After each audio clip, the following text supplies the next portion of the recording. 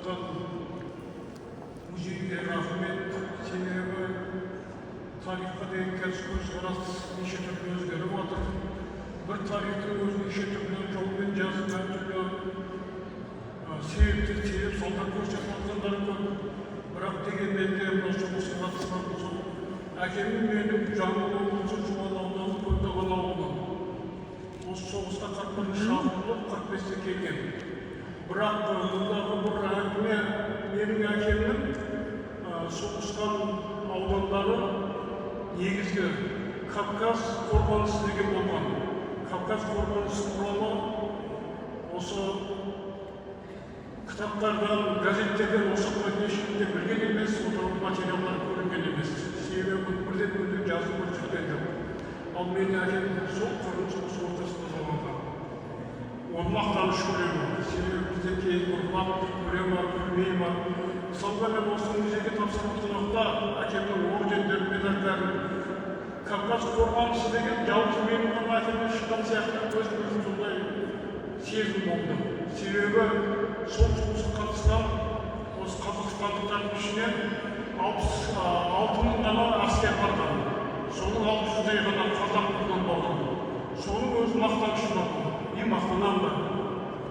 Ал енді қазір тарихтың өзі неше түрлі көзқарас жүріп отырса да, біз өзіміз ескі ұрпақ ретінде өзіміздің әкеміздің істеген ерліктерін мақтан көреміз. Әр уақытта сол үшін өзіңді-өзің бір сезімде ұстайсың. Менің әкем болған, әкем осы бейбітшілік заман үшін соғысқан, осы бейбітшілікті әкем үшін деп.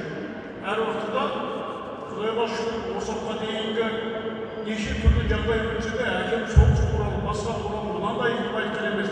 Соғыс жақсы әкелген нәрсе бізді бір ауыз тұжырымдайды. Сондықтан да мына заманымыздың өзгергеніне байланысты, неше түрлі көзқарас пайда болғанына байланысты біз кейінгі ұрпақ, мен мысалы тапсырылған заттарымды көріп, ұлым, қызым, немерем, шөберем көріп жатады. Бірақ осы музейге қатысқан себебім сол музейге келіп көрсін деген сөз. Осы отырған қауымның көбісі де осы история тарихты жақсы білетін шығар.